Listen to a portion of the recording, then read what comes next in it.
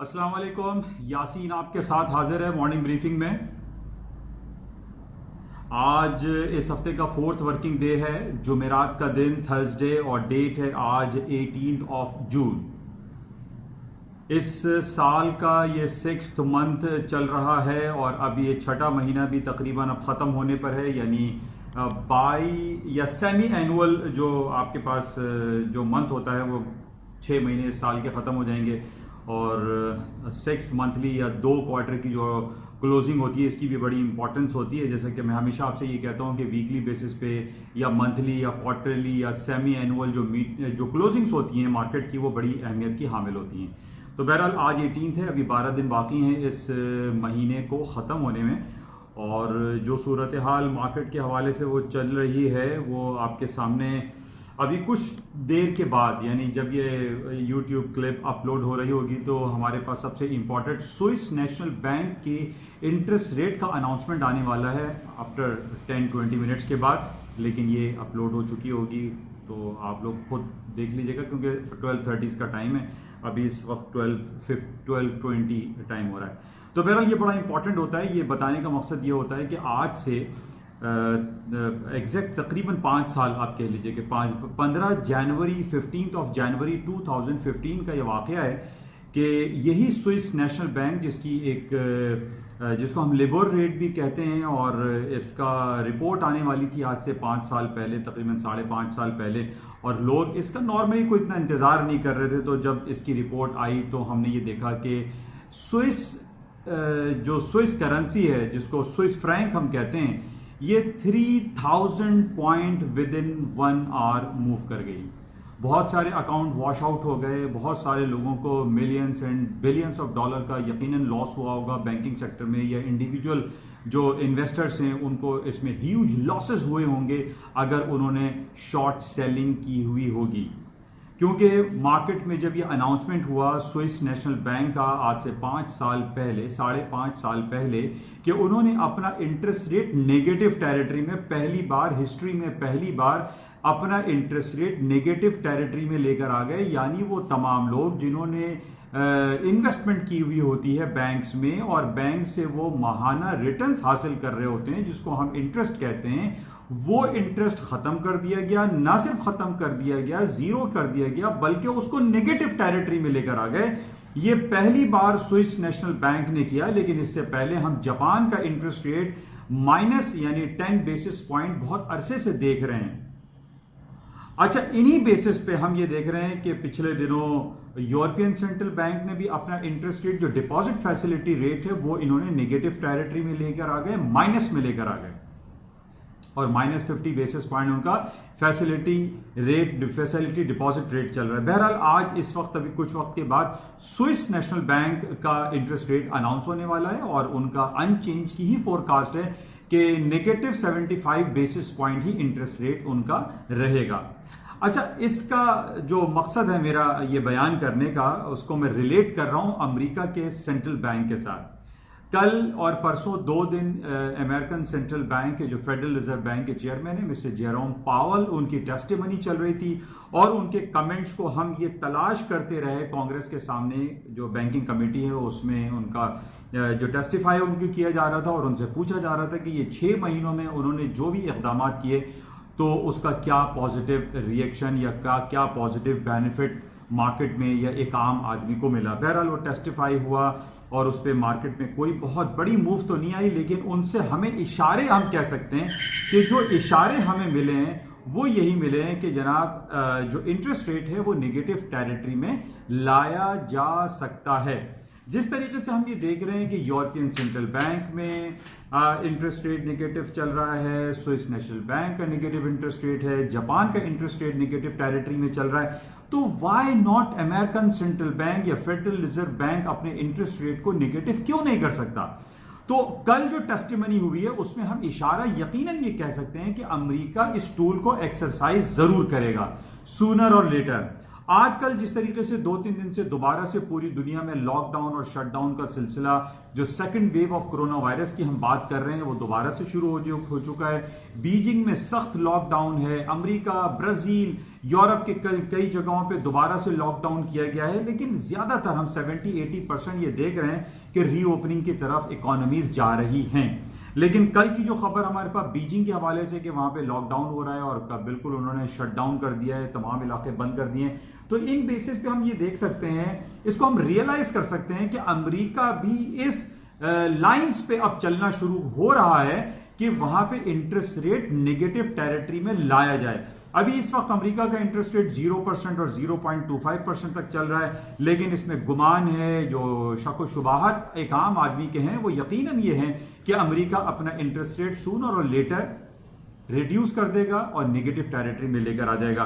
अच्छा, negative territory में interest rate लाने का जो वाहिद मकसद होता है, वो जैसे पहले भी मैंने आपसे जिक्र किया था कि लोगों में बिजनेस एक्टिविटी का कॉन्सेप्ट क्रिएट होता है। अब फॉर एग्जांपल हम 1 करोड़ रुपए या 1 लाख या 10 लाख या 50 लाख अपने डिफरेंट बैंकों में, हमने पाकिस्तानी बैंकों में रखा हुआ है और हमें 7%, 8% रिटर्न घर बैठे आराम से विदाउट एनी टेंशन हमें इंटरेस्ट मिलता रहता है। हम घर बैठे अपने जो हमारे एक्सपेंसेस हैं, डेली स्पेंडिंग्स हैं, उसका हम 2 मीट्स जो है वो हम मिलाते रहते हैं, यानी 2 एंड जो है वो मीट होते रहते हैं। लेकिन अगर हमारे पाकिस्तान में भी इंटरेस्ट रेट को 0 कर दिया जाए, 2% कर दिया जाए या नेगेटिव % कर दिया जाए, तो बैंक्स में जो लोगों ने मिलियंस और बिलियंस ऑफ रुपीज अकाउंटों में रखे हुए हैं और वो बैठ के खाते हैं, वो तमाम चीजें खत्म हो जाएंगी और लोग अपने पैसे को बैंक में रखने के बजाय बिजनेस एक्टिविटी में लगाएंगे। तो इसका बेसिक कॉन्सेप्ट ये है कि अगर आप अपने सेंट्रल बैंक के इंटरेस्ट रेट को नेगेटिव कर देते हैं तो आपके बिजनेस एक्टिविटीज बढ़ जाती हैं। लोग अपने पैसे को बैंकों में आइडल नहीं रखते, बल्कि उसको किसी कारोबार में लगाते हैं। तो इंटरेस्ट रेट नेगेटिव करने का मकसद सिर्फ और सिर्फ यही है, और ट्रंप साहब इसी कोशिश में लगे हुए हैं कि अमेरिका का interest rate sooner than later इसको नेगेटिव कर दिया जाए, माइनस कर दिया जाए, ताकि लोग बैंकों से पैसा निकाल के बिजनेस में लगाएं। उसकी एक वजह हम ये कह सकते हैं कि ट्रंप साहब खुद एक बिजनेस माइंडेड आदमी है, खुद बिजनेसमैन है, और वो ये चाहते हैं कि सेंट्रल बैंक का इंटरेस्ट रेट नेगेटिव कर दिया जाए। बहरहाल ये हमारे पास सारी इंडिकेशंस हैं कि जनाब Swiss National bank negative interest rate चला रहा है, इसी तरीके से जापान में इंटरेस्ट रेट नेगेटिव है, यूरोपियन सेंट्रल बैंक का डिपॉजिट फैसिलिटी रेट जो है वो नेगेटिव है, तो व्हाई नॉट अमेरिका में भी इंटरेस्ट रेट नेगेटिव में जल्द जा सकता है। इन्हीं बेसिस पे मैं आपको गोल्ड के हवाले से जो इंडिकेशंस मैं देता रहता हूं कि जनाब गोल्ड की कीमतों में खातिर खा इजाफा दिखाई देता है, उसकी वाहिद वजह यही है कि अमेरिका अपना इंटरेस्ट रेट नेगेटिव टेरिटरी में ला सकता है, क्योंकि जिस तरीके से दोबारा से कोरोना वायरस के हवाले से शटडाउन और लॉकडाउन की कैफियत दोबारा से दिखाई दे रही है और इकोनॉमीज में डाउनफॉल आता हुआ दिखाई दे रहा है, इन बेसिस पे अमेरिका के पास ये एक वाज़ेह एक रीजन मिल जाएगा कि जनाब इन बेसिस पे हम अपने इंटरेस्ट रेट को रिड्यूस कर रहे हैं और इसको नेगेटिव टेरिटरी में ला रहे हैं। तो बहरहाल अभी से कुछ वक्त के बाद स्विस नेशनल बैंक के इंटरेस्ट रेट का अनाउंसमेंट हो जाएगा। इसमें एक्सपेक्टेशन तो यही है कि नेगेटिव 75 बेसिस पॉइंट रहेगा, लेकिन मेरा बताने का मकसद सिर्फ यही था कि आज से 5 साल पहले जिसको किसी को कोई गुमान भी नहीं था कि स्विस नेशनल बैंक अपने इंटरेस्ट रेट को 1 या 2% से नेगेटिव टेरिटरी में ले जाएगा और मार्केट में एक भूचाल जैसी कैफियत हो जाएगी। मुझे अच्छी तरीके से याद है, आज से एग्जैक्ट 5.5 साल पहले 3000 पॉइंट मार्केट में मूव आई थी स्विस फ्रैंक में। तो किसी भी करेंसी में कभी भी कोई मूव आ सकती। आज हमारे पास बैंक ऑफ इंग्लैंड की भी रिपोर्ट आनी है, उसमें भी कोई अचंभे की बात हो सकती है कि जनाब कुछ भी हो सकता है। तो इस बेसिस पे मैं हमेशा आपको ये कहता हूं कि हमें इन तमाम हालात और वाकयात का उन औकात का मालूम रहना चाहिए कि जनाब इतने बजे स्विस नेशनल बैंक की रिपोर्ट है, बैंक ऑफ इंग्लैंड की रिपोर्ट है, यूरोपियन सेंट्रल बैंक की रिपोर्ट है, इतने बजे ये वाला डेटा आने वाला है। हमें ये पता होना चाहिए ताकि हम अपने जो हमारी इन्वेस्टमेंट है, जो हमारे जो स्टेक्स हैं, वो गलत तरीके से इन्वेस्ट ना हो जाए, गलत तरीके से हम बाइंग और सेलिंग ना कर दें, हम अपने ऑप्शन को गलत एक्सरसाइज ना कर दें। तो हमें इन तमाम वाकयात का, इन औकात का मालूम रहना चाहिए। जैसे कल हमारे पास 2 दिन की टेस्टिमनी थी जर्मी पाल साहब की, बहुत सारे लोगों ने कहा, मेरे पास फोन आया, उन लोगों को इस बात की आगाही नहीं थी कि जनाब ये चेयरमैन जर्मी पावल की टेस्टिफाई किया जाएगा। तो इन बातों का पता रहना चाहिए, ये हमारे और आपके लिए बहुत जरूरी है if we are working in the financial market, जो कि बहुत ही हाईली रिस्की मार्केट है। अच्छा, एक गुड न्यूज, जिस तरीके से कल रात को अमेरिका की स्टॉक और पूरी यूरोपियन स्टॉक्स भी जो फ्यूचर्स मार्केट डाउन साइड पर आ गए थे, बल्कि अर्ली मॉर्निंग एशिया की मार्केट आप देखें कुछ नेगेटिव टेरिटरी में चल रही थी। कल रात से हमारे पास एक बड़ी खूबसूरत, बड़ी अच्छी, बड़ी खुशआइंद खबर आना शुरू हो गई है, और वो है डेक्सामेथासोन। डेक्सामेथासोन एक मेडिसिन बन चुकी है, वो पाकिस्तान में भी अवेलेबल है, पूरी दुनिया में अवेलेबल है, और वो ये कहा जा रहा है कि ये कोरोना वायरस का बेहतरीन इसमें इलाज मौजूद है, जिसकी वजह से मार्केट में ये शॉर्ट हो गई है, मार्केट में अब अवेलेबल नहीं है। अगर मिल भी रही है तो बहुत हाईली कॉस्ट पे मिल रही है, बहुत ही हाई प्राइस पे मिल रही है। तो dexamethasone is a name of that drug, जो कि आपकी कोरोना वायरस पैंडेमिक या आप कोविड-19 के हवाले से फाइट करने में ये बड़ी इस्तेदाद रखती है, और डेक्सामेथासोन मार्केट में अवेलेबल है। तो ये एक पॉजिटिव खबर है। इस पॉजिटिव खबर में हम देख रहे हैं कि स्टॉक मार्केटों में रिकवरी आई है, ऊपर की तरफ गई है। जिस तरीके से पाकिस्तानी स्टॉक के बारे में मैं आपसे ये कहता रहता हूं कि आप एनर्जी सेक्टर से या आप सीमेंट सेक्टर से हट के आप फार्मास्यूटिकल कंपनीज को देखें, फार्मास्यूटिकल इंडस्ट्री को देखें। फार्मास्यूटिकल सेक्टर जो है, ये जो फार्मेसी सेक्टर है, इसको आप वॉच करें क्लोजली, क्योंकि इसमें सरले पाकिस्तान है, फिरोज सन्स है, ICI है, और दूसरी बेतहाशा कंपनीज हैं,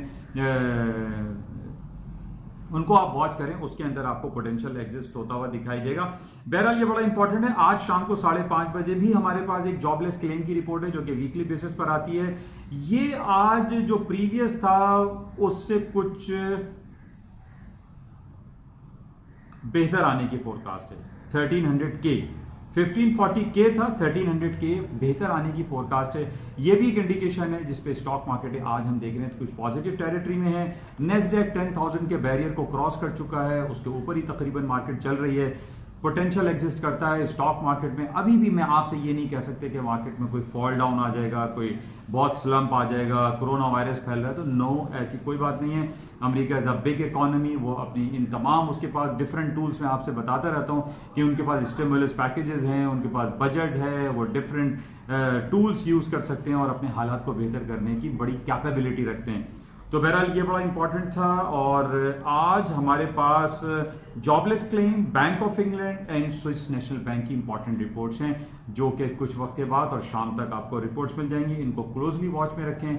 ओवरऑल जो सिनेरियो मार्केट का वो यही है कि गोल्ड की मार्केटों में तेजी दिखाई देती है। इवन ऑयल की मार्केट अभी 3720 तक का मार्केट में लो किया है।